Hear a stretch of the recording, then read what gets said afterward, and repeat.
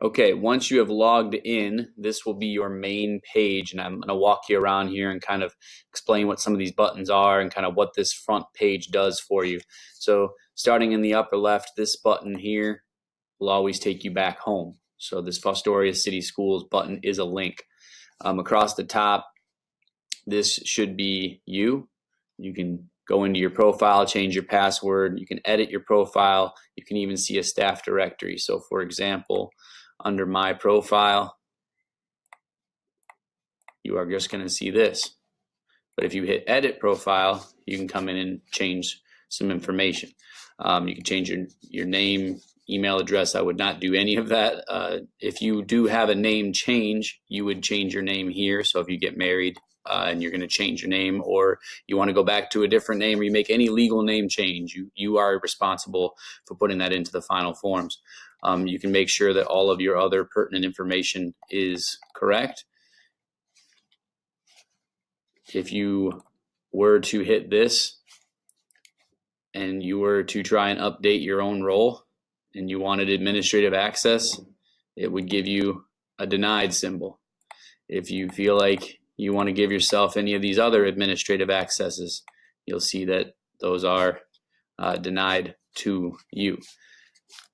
So that's all there really is in the edit profile button. In terms of change password, you can do that there. Staff directory, you can see all the people and their phone numbers. Now their extensions and everything, we're working all that out. So at this point, it will work. But any of these links that you see throughout the whole program, whether it be email or telephone, they are live linkable. So when you click them, they do work, especially on your cell phone. If you were to click a phone number, it should call. So I'm gonna head back home for a second. This little button, if you see this, and I left this up there, it means that you have a form, you personally have a form you have not filled out. So if you do see that, you'll want to do that. And you can also reach it by hitting the Sign Staff Forms button, which is this big red button right here.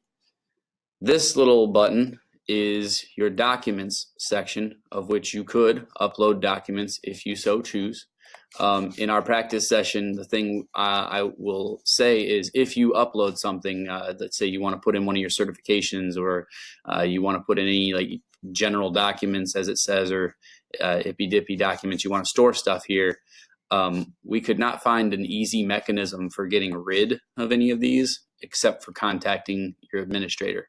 So for example, I uploaded a picture just to try, and I don't have the ability in there to remove that.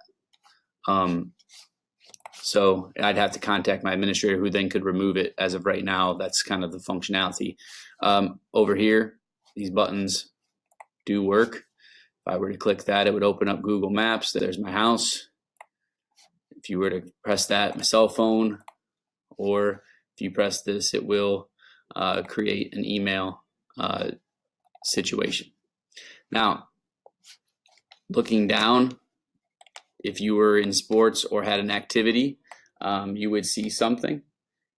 Your activities, those are things like that would require additional paperwork, like 6th grade camp or something like that. So as of right now, most of you are not going to see any sports, not going to see any activities. You're only going to see groups.